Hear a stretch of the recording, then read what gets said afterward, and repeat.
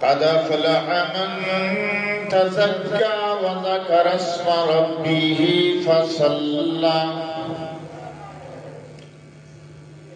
صدق الله العظيم وصدق رسوله النبي الكريم الأمين والصلاة والسلام على سيد الرسل وخاتم النبيين وعلى آله وأصحابه أجمعين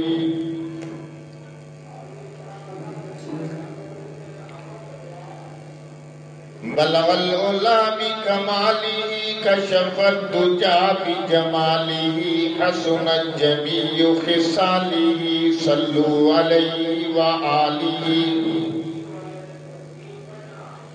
اور گمریاں بھی شوق میں ڈالے ہوئے سر توق میں پڑتی تھی اپنے ذوق میں حسنت جمیع خصالی اور بلبلیں بھی سو لے لے کے ہر ایک گل کی بو کرتی تھی باہم گفتگو کشفت دجا بجمالی سن کر یہ چڑیوں کے چہچہے انسان بھلا کیوں چپ رہے واجب ہے اس پہ یوں کہے صلو علیہ وآلہ صلو علیہ وآلہ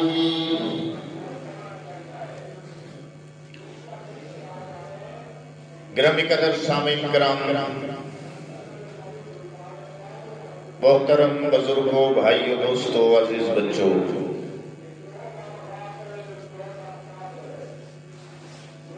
اللہ کا کرم اور فضل ہوا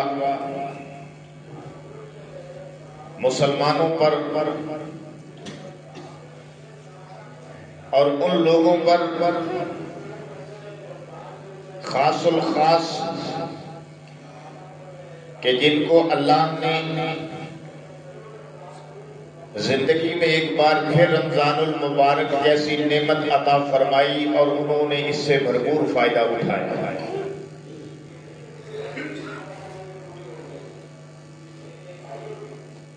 آج 22 اپریل 2023 بمطابق یکم شوال المکرم 1444 ہجری سامعین اللہ نے قرآن میں بڑے واضح الفاظ کے ساتھ ارشاد فرمایا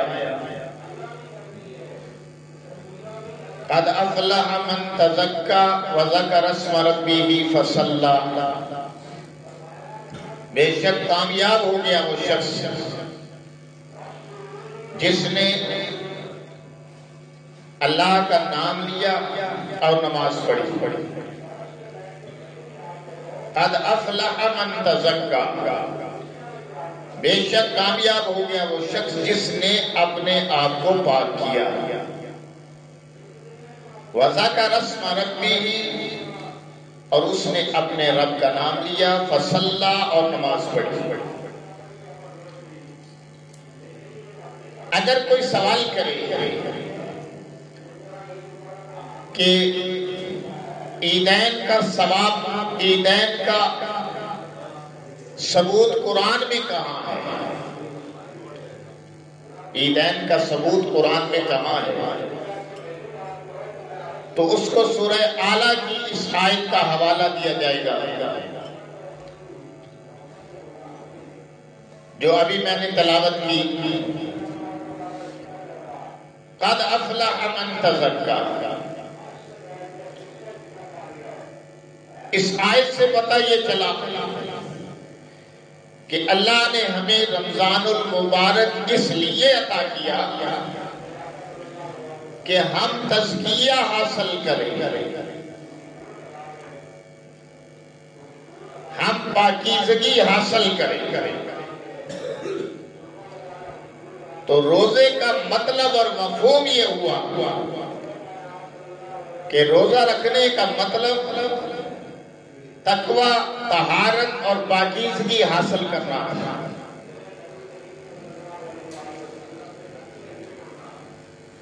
روزہ ہمارے اندر سے رذائل اخلاق کو نکال دیتا ہے اور اخلاق حسنہ کو داخل کر دیتا ہے۔ روزہ ہمارے اندر سے بدی کو نکالتا ہے، نیکی کو پیدا کرتا ہے۔ روزہ بظاہر جسم کو ناتواں کرتا ہے لیکن روح کو جمع کرتا ہے۔ جسم کی ناتوانی کوئی پرابلم نہیں، کوئی مسئلہ پیدا نہیں کرتی، لیکن اگر روح بیمار ہو جائے، روح ناتواں ہو جائے تو پھر انسان کی آخرت خراب ہو جاتی ہے۔ اسلام ایسا پیارا مذہب ہے، ایسا پیارا دین ہے کہ جس نے ہماری دنیاوی زندگی کا بھی خیال رکھا اور اخروی زندگی کا بھی خیال رکھا۔ دنیا بنانے کی بھی بات کی، آخرت بنانے کی بھی بات کی، دنیا سنوارنے کی بھی بات کی، آخرت کے سنوارنے کی بھی بات کی۔ اسلام ایسا پیارا مذہب ہے۔ دنیا بسانے کے سکھائے سب طریقے، دنیا بسانے کے سکھائے سب طریقے، عقبا ہو جس سے بہتر وہ طریقہ بھی سکھایا اور ہمیں یہ دعا بھی سکھائی، ربنا آتنا فی الدنیا حسنہ، اللہ ہمیں دنیا کے اندر حسنہ، اچھی زندگی عطا فرما، وفی الآخرۃ حسنہ، اور آخرت میں بھی اچھی زندگی عطا فرما۔ لیکن دنیا کی زندگی عارضی ہے، فانی ہے، لیکن آخرت کی زندگی باقی ہے، ہمیشہ رہنے والی ہے۔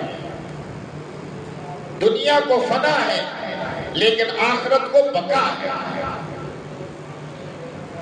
ہم آج فانی زندگی میں اپنی تمام تر توانائیاں لگا رہے ہیں، لیکن جو باقی رہنے والی زندگی ہے اس کے متعلق ہم کچھ بھی نہیں کر رہے،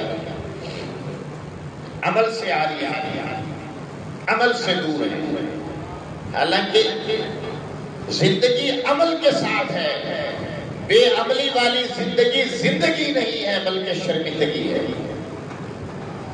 ڈاکٹر اقبال نے کہا کہ عمل سے زندگی بنتی ہے، جنت بھی جہنم بھی، یہ خاکی اپنی فطرت میں نوری ہے ناری ہے۔ یہ انسان خاکی ہے، یہ جنات میں سے بھی نہیں، فرشتوں میں سے بھی نہیں، لہذا اس کی زندگی اللہ نے عمل کے ساتھ جوڑ دی۔ الیس للانسان الا ما سعی، انسان کو وہی کچھ ملتا ہے جس کی وہ محنت کرتا ہے، جس کی وہ کوشش کرتا ہے۔ ومن عمل عملا صالحا فلنحيينه حیاتا طیبہ، جو اچھا عمل کرے گا ہم اسے بہترین زندگی عطا فرمائیں گے۔ الا الذين آمنوا وعملوا الصالحات فلهم اجر غیر ممنون، جو ایمان لائے اور جنہوں نے اچھے اعمال سر انجام دیے، فرمایا ان کا نہ ختم ہونے والا اجر ہے، ان کا اجر، ان کا ثواب، ان کا ریوارڈ، ان کا اعزاز، ان کی کامیابی، ان کی کامرانی کبھی ختم ہونے والی نہیں ہے۔ اور روزے کا یہ صلہ ہے، قد افلح من تزکا، بے شک کامیاب ہو گیا وہ شخص کہ جس نے اپنے آپ کو پاک کیا۔ اور روزے اللہ نے عطا فرمائے، رمضان المبارک عطا فرمائے اپنے آپ کو پاک کرنے کے لیے، اور جس نے رمضان المبارک میں بھی اپنے آپ کو پاک نہ کیا وہ بہت بڑا بدقسمت ہے۔ رسول اللہ صلی اللہ علیہ وسلم کی کئی احادیث ہیں، بھری پڑی ہیں احادیث کی کتابیں، بے شمار فرمودات آپ صلی اللہ علیہ وسلم کے موجود ہیں کہ جس میں رسول اللہ صلی اللہ علیہ وسلم نے فلاح اور کامیابی کا رستہ بتایا، اور یہ بتایا اپنے آپ کو پاک کرو، اپنے نفس کو پاک کرو تاکہ آخرت میں کامیاب ہو جائے۔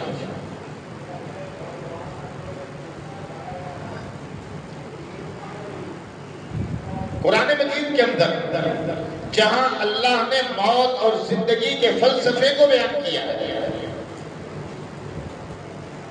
کل نفس ذائقۃ الموت کا جہاں تذکرہ کیا کہ ہر نفس کو موت کا مزہ چکھنا ہے، تو وہاں پہ ساتھ یہ بتایا فمن زحزح عن النار فادخل الجنۃ فقد فاز۔ ہاں، یہ حقیقی کامیابی اللہ نے بتائی، حقیقی کامیابی فرمایا کہ تم میں سے جو جہنم سے بچا لیا گیا، جنت میں داخل کر دیا گیا، فقد فاز، وہ کامیاب گیا۔ تو ہمارا نظریہ، ہمارا عقیدہ، ہمارا عمل یہ ہونا چاہیے کہ ہم ہر صورت میں اپنے آپ کو جہنم سے بچائیں، جنت والا بنائیں، جنت والا۔ اور اس کے لیے اللہ نے یہ دنیا کی مختصر سی زندگی ہمیں عطا کی ہے، اس کے بعد اور کوئی دوسری زندگی نہیں ملے گی۔ اور یہ بھی نہیں ہوگا کہ جس طرح ایک کلاس میں ایک بچہ فیل ہو جاتا ہے، ہم اسے کہتے ہیں بیٹے 1 سال اور لگاؤ، کامیاب ہو جاؤ گے، دوبارہ اس دوڑ میں شامل ہو جاؤ گے۔ ایسا نہیں ہوگا، جو ناکام ہو گیا وہ ناکام ہے، جو کامیاب ہے وہ کامیاب ہے۔ قد افلح المؤمنون، کامیاب ہو گئے وہ مومن جو اپنی نمازوں میں خشوع کرتے ہیں، ہم عن صلاتہم خاشعون۔ یعنی مومن کی کامیابی، حقیقی کامیابی اللہ نے دین میں رکھی ہے۔ اور پھر یہ نہیں کہ جزوی دین کے اندر ہو، تھوڑا سا دین اختیار کر لیا، تھوڑا سا چھوڑ دیا، نماز پڑھ لی، روزہ چھوڑ دیا، روزہ رکھ لیا، نماز چھوڑ دی، تراویح چھوڑ دی، تلاوت چھوڑ دی، ذکر کر لیا، کبھی کر لیا کبھی نہ کیا، جی جو اپنے بارے میں بات آئی وہ کر لی، جو بارے میں نہ آئی اس کو نہ کیا، جہاں فائدہ نظر آیا وہ کر لیا، جہاں نقصان نظر آیا چھوڑ دیا، جہاں وقت لگا اس کو چھوڑ دیا، جہاں وقت نہیں لگا اس کو کر لیا۔ یہ اسلام نہیں ہے۔ مسلمان کا کام یہ ہے کہ وہ اللہ کے احکامات کے آگے سر تسلیم خم کر دے۔ مسلمان اس کو کہتے ہیں، ماننے والا، مان کر چلنے والا، اللہ کے سامنے ہتھیار ڈال دینے والا، اللہ کے سامنے سرنڈر کرنے والا، اس کو مسلمان کہتے ہیں۔ تو یہ ہم کیسے مسلمان ہیں جو اللہ کی نہیں مانتے؟ اللہ کو تو مانتے ہیں لیکن اللہ کی نہیں مانتے، حضور کو تو مانتے ہیں کہ ہمارے نبی امام الانبیاء محمد الرسول اللہ صلی اللہ علیہ وسلم، نبی کو تو مانتے ہیں، نبی کی نہیں مانتے۔ اصحاب کو تو مانتے ہیں، اصحاب کی نہیں مانتے۔ اہل بیت کو تو مانتے ہیں، اہل بیت کی نہیں مانتے۔ دین کو مانتے ہیں، دین کی نہیں مانتے۔ یہ ہم کیسے مسلمان ہیں؟ جس چیز کو ہم مان رہے ہیں، جس کا ہم زبان اور دل سے اقرار کر رہے ہیں، اس کے اوپر عمل بھی تو کرنا ہے۔ اللہ تو بار بار یہ کہہ رہا ہے وَالْعَصْرِ إِنَّ الْإِنسَانَ لَفِي خُسْرٍ، عصر کی قسم ہے کہ انسان خسارے کے اندر ہے۔ إِلَّا الَّذِينَ آمَنُوا مگر وہ لوگ جو ایمان لائے وعملوا الصالحات اور جنہوں نے اچھے اعمال سر انجام دیا وتواصوا بالحق حق کی تبلیغ کی وتواصوا بالصبر اور صبر کی تاکید کی یہ لوگ مسلمان ہیں یہ لوگ فرما بردار ہیں یہ لوگ مومن ہیں یہ لوگ کامیاب ہیں اور یہ لوگ خسارے سے باہر تو یہ ہمیں جو عید عطا ہوئی ہے عید کا کیا معنی عید کا معنی لوٹ کر آنے والی عبد کرنے والی یعنی سال بسال لوٹ کے آ جاتی ہے پھر آتی ہے اور عید الفطر رمضان المبارک کا صلہ ہے اور عید الاضحیٰ حج اور قربانی کا صلہ ہے یہ ہمیں جو دن ملا ہے نا یہ صلے کے طور پر ملا کہ ہم نے روزے رکھے بھوک پیاس برداشت کی قربانی دی اپنے نفس کی گردن پہ چھری رکھی تو اللہ نے اس کے صلے کے طور پر ہمیں یہ دن عطا کیا تو یہ حقیقی خوشی کا دن ان لوگوں کے لیے ہے کہ جو اللہ کی مان کر چلے جائیں جنہوں نے رمضان المبارک کو بہت اچھے انداز سے بہت اچھے طریقے سے گزارا ہے رمضان المبارک کا خیال کیا اس کے آداب کا خیال کیا روزے رکھے تلاوت کی ہے ذکر کیا ہے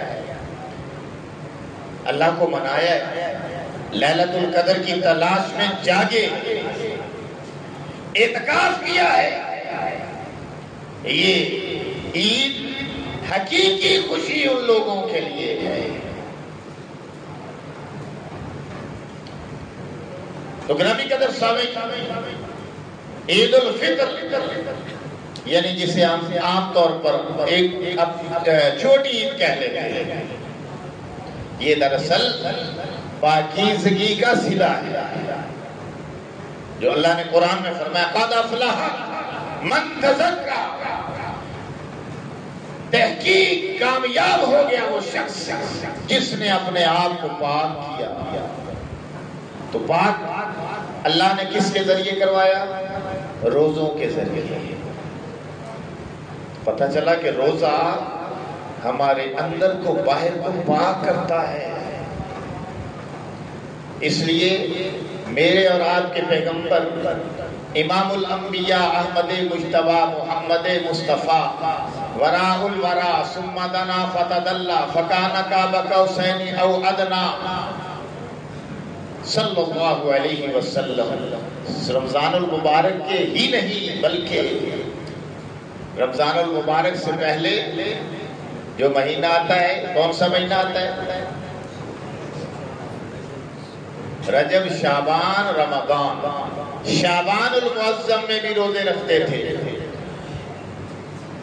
کم از کم ہاف شعبان المعظم کچھ دن رمضان المبارک میں رہتے تھے پھر آپ روزہ چھوڑتے تھے پھر صحابہ کو کہتے تھے اب کچھ کھا پی لو رمضان کے روزوں کے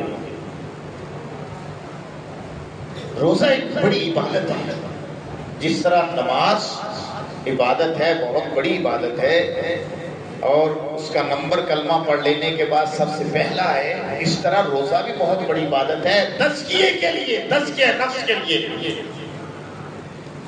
اور یہ ایسی عبادت ہے کہ اللہ نے ہر امت کو عطا کی ہر امت کو صرف امت محمدیہ کو نہیں بلکہ ہر امت کو روزے کی عبادت عطا کی ہے اللہ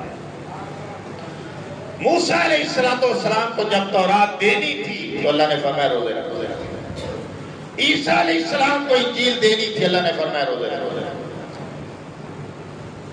اسی طرح داؤد علیہ السلام کو زبور دینی تھی فرمایا روزے رکھو اور قرآن جب محمد رسول اللہ نے اپنے محبوب پہ نازل کیا فرمایا جس مہینے میں قرآن نازل ہوا ہے شہر رمضان الذی انزل فیہ القرآن اس پورے مہینے کے آپ نے بھی اور آپ کی امت نے بھی روزے رکھتے ہیں یہ روزہ ایسی بات ہے اس لیے اللہ نے فرمایا قد افلح من تزکا وذکر اسم ربہ فصلی، تحقیق کامیاب ہو گیا وہ شخص جس نے اپنا تزکیہ کیا، اپنے آپ کو پاک کیا اور پھر اللہ کا نام لیا۔ اور یہ اللہ کا نام ہم لے رہے ہیں، اللہ کا نام سننے کے لیے، اس کا نام بلند کرنے کے لیے آپ یہاں حاضر بیٹھے اور پھر اس کے لیے اسپیشل الفاظ بھی دیے جن کو تکبیرات کہتے ہیں کہ ایسے میرا نام بلند کرو۔ یکبر اللہ علی ما ہداکم، اللہ نے جو تمہیں ہدایت دی ہے اس پر اللہ کی تکبیر بیان کرو۔ اللہ اکبر اللہ اکبر، لا الہ الا اللہ واللہ اکبر، اللہ اکبر وللہ الحمد۔ عید الفطر میں آہستہ آواز سے یہ تکبیریں پڑھی جاتی ہیں۔ آپ جب گھر سے آئے ہیں، پتہ نہیں آپ پڑھتے ہوئے آئے ہیں کہ کوئی پڑھتے آنا ہے بھائی، جب جانا ہے پھر بھی پڑھتے جانا ہے۔ اگر آتے ہوئے نہیں پڑھی تو جاتے ہوئے پڑھنی۔ ایسی باتیں نہ بھولا کرو، ایسی باتیں یاد رکھا کرو، مسجد سے اپنا تعلق بناؤ، پنجگانہ نماز مسجد میں ادا کرو تاکہ پتہ چلتا رہے کہ ہر مہینے کے لحاظ سے، ہر دن کے لحاظ سے، ہر وقت کے لحاظ سے کون سا مسئلہ درپیش ہے۔ علماء کرام آپ کو بتاتے ہیں، پڑھاتے ہیں، سمجھاتے ہیں، آپ ہی کے لیے ہیں۔ جب ہمارا مسجد سے تعلق نہیں ہوگا ہمیں مسئلے کا کیسے پتا ہوگا؟ اب فجر کی نماز میں نے سارے مسئلے بتائے، عید کے آداب بتائے، لیکن جو تھے انہوں نے سنے نا، جو تھے ہی نہیں تو کیا سنیں گے؟ ان کو کیسے پتا چلے گا کہ عید کے لیے حضور کا کیا معمول تھا؟ عید کے لیے آپ صلی اللہ علیہ وسلم جلدی اٹھتے تھے، فجر کی نماز کے بعد کوئی نفل نماز نہیں، عید کی نماز تک تیاری کرتے تھے، خوشبو لگاتے تھے، نئے کپڑے پہنتے تھے، خصوصی طور پر غسل فرماتے تھے، عیدگاہ میں جلدی تشریف لاتے تھے، آتے ہوئے تکبیرات پڑھتے تھے، واپسی پہ تکبیرات پڑھتے تھے، آتے ہوئے جس راستے کا انتخاب فرماتے تھے واپسی پہ متبادل راستے کا انتظام کرتے تھے، میٹھی چیز کوئی کھا کر آتے تھے عید الفطر کے لیے، مثل کھجوروں وغیرہ کے، اور داغ عدد میں کھاتے تھے، 3 یا 5 یا 7 یا 9۔ یہ مسئلے میں نے شروع بتایا، جو تھا اس نے سنے، جو نہیں تھا اس نے کیا سننے۔ ساری رات کو ہم جاگتے رہے، بھاگتے رہے ادھر ادھر۔ لیلۃ الجائزہ کی رات تھی، عید کی رات، یاد رکھیں عید کی رات کو لیلۃ الجائزہ کہتے ہیں کہ اللہ نے اس میں ہمارا ایگزام کرنا، امتحان کرنا تھا، جانچنا تھا، ہمیں جائزہ لینا، اور جائزہ لے کر پورے رمضان المبارک کے اندر جو ہماری کارکردگی ہے اس پر ہمیں انعام دینا، اللہ انعام دیتا ہے۔ اور فرشتوں کے سامنے اس بات کا اظہار کرتے ہیں کہ بتاؤ میرے جن بندوں نے اپنی مزدوری پوری کی ہے، کام مکمل کیا ہے، اور پھر عیدگاہ کی طرف تکبیر پڑھتے ہوئے چلے ہیں، چلاتے ہوئے چلے ہیں، اللہ اکبر اللہ اکبر، لا الہ الا اللہ واللہ اکبر، اللہ اکبر وللہ الحمد۔ تو اے فرشتوں بتاؤ ان کا انعام کیا ہے؟ تو فرشتے کہتے ہیں اللہ جو مزدور مزدوری پوری کر دے تو اس کا پورا صلہ ملنا چاہیے۔ اللہ فرمائیں گے گواہ ہو جاؤ، تم گواہ ہو جاؤ کہ میں نے ان سب کو معاف کر دیا، ان کی لغزشوں کو معاف کر دیا، ان کے گناہوں کو معاف کر دیا ہے۔ اور جب عید کی نماز ہو جاتی ہے، عید کی نماز جب پڑھ لی جاتی ہے تو اللہ فرماتے ہیں جاؤ اب بخشے بخشائے اپنے گھروں کو لوٹ جاؤ، کہو سبحان اللہ۔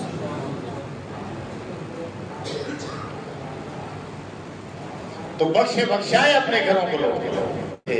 ہر قوم کے اندر نا کچھ خوشی کے ایام تہوار ہوتے ہیں، تو اس میں میلے کا سما، شراب نوشی، بازیگری، یہ وہ کھیل کود، بیت بازی، یہ وہ سب کچھ تھا۔ تو رسول اللہ صلی اللہ علیہ وسلم اللہ نے 2 دن عطا فرمائے، فرمایا ان لکل قوم عیدا، ہر قوم کے لیے کوئی عید ہوتی ہے. تو جو میری طرف ان لکل قوم عیدا، ہر قوم کے لیے ایک عید ہوتی ہے. یعنی ایسا دن خوشی کا جو پلٹ کر آتا، جیسے میں نے کہا نا عید کا معنی آؤٹ کرنا، پلٹ کر آنا. ہر قوم کے لیے ایک خوشی کا دن ہوتا ہے جو لوٹ کر آتا ہے.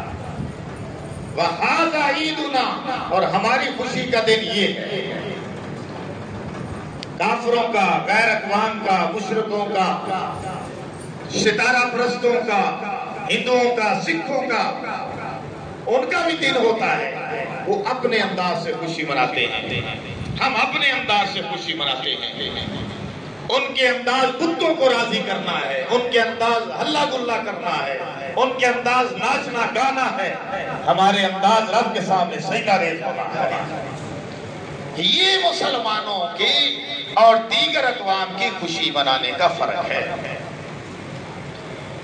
لیکن افسوس ہے مسلمانوں پر کہ مسلمان ہیں ہم، ہمیں جب کوئی خوشی نصیب ہوتی ہے تو ہم بھی وہی کافروں والا سٹائل بنا لیتے ہیں. کوئی خوشخبری سنی، بچے کا رزلٹ آ گیا، میٹرک میں، ایف اے میں، بی اے میں پاس ہو گیا، وہ منجی پہ چڑھ کے ناچنا شروع کر دیتا ہے. یہ کیا طریقہ ہوا بھائی؟ رب کے سامنے سجدہ کرنا. ناچنے سے کیا ہوگا؟ سیدھا کرنے سے سب کچھ ملے گا. رب کے سامنے آ جا، جھک جا. جھکنا تیرا کام ہے، اور تیری کامیابی کو حقیقی کامیابی بنانا اللہ کا کام ہے. ہم نے ہر طریقہ اپوزٹ بنا لیا ہے. اسی طرح میں ہر مرتبہ کوشش کرتا ہوں کہ میں یہ سمجھا لوں کہ حقیقی خوشی ہوتی کیا ہے، اور اسلام کی خوشی کیا ہوتی ہے، اور اسلام نے ہمیں کیا انداز دیا ہے خوشی منانے کا. یہ آپ کے کریکٹر آج کل ان میں کافی تبلیغ کا یہ مولانا طارق جمیل کی وجہ سے کافی ہے عمل دخل، چونکہ وہ غیر اقوام کے اندر ہوتے ہیں، کافروں کے اندر، یہود و نصارہ کے اندر، ہندوؤں کے اندر، سکھوں کے اندر، ٹیموں میں مختلف لوگ ہوتے ہیں.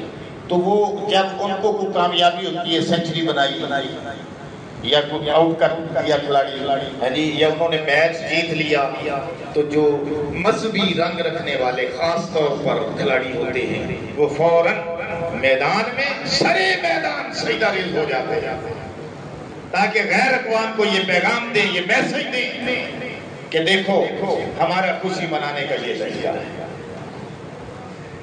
اور دوسرے وہ ان کو جب کپ ملتا ہے، ایوارڈ ملتا ہے، گفٹ ملتے ہیں، وہ شرابیں پیتے ہیں، وہ ناچتے ہیں، وہ بھاگتے ہیں اسٹیڈیم میں، یہ ہے وہ ہے، ان کا اپنے انداز ہے. مسلمانوں کا خاص انداز ہے کہ وہ خوشی میں بھی رب کو نہیں بھولتے، وہ غم میں بھی رب کو نہیں بھولتے. آخری بات عرض کرتا ہوں کہ رسول اللہ صلی اللہ علیہ وسلم نے فرمایا کہ ہمارا خوشی کا دن یہ ہے کہ ہم اس طرح عید مناتے ہیں.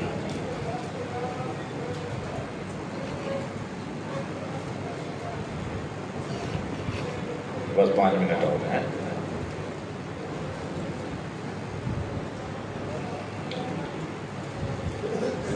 اب دیکھیں آپ کہ یہ رمضان المبارک اس کا صلہ عید کی صورت میں ملا. اب مزہ تو حقیقی انہی کو آئے گا کہ جنہوں نے رمضان المبارک کو اچھے طریقے سے گزارا اور اس کا تقاضا پورا کیا، رمضان المبارک کا تقاضا پورا کیا ہے، روزے رکھے ہیں، تلاوت کی ہے، ذکر کیا ہے، نمازیں پڑھی ہیں. اصل تو ان کی خوشی ہے، اور وہ اندر سے ظاہر ہوتی ہے، چہرے سے ٹپکتی ہے. حقیقی خوشی یہ ہے.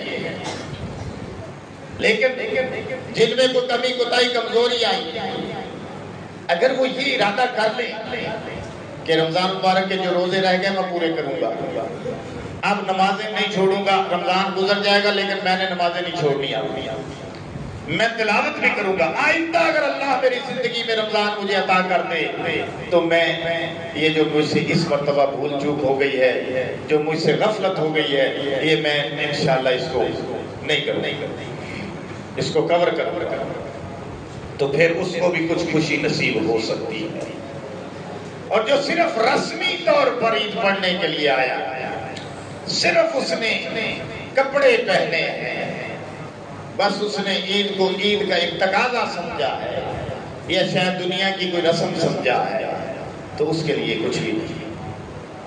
انعام ان لوگوں کے لیے ہے کہ جو عرش پہ اللہ بیٹھ کے اس انعام کا اعلان کرنے والے ہیں، وہ یہ ہے کہ فرشتوں سے جب پوچھتے ہیں اللہ کہ بتاؤ جن مزدوروں نے اپنی مزدوری پوری کر دی، کیا مطلب رمضان المبارک کو جو بتایا ہے تو اچھے طریقے سے بتایا، اس کے روزے رکھے، تو بتاؤ ان کو پھر کیا ملنا چاہیے، ان کا صلہ کیا ہے؟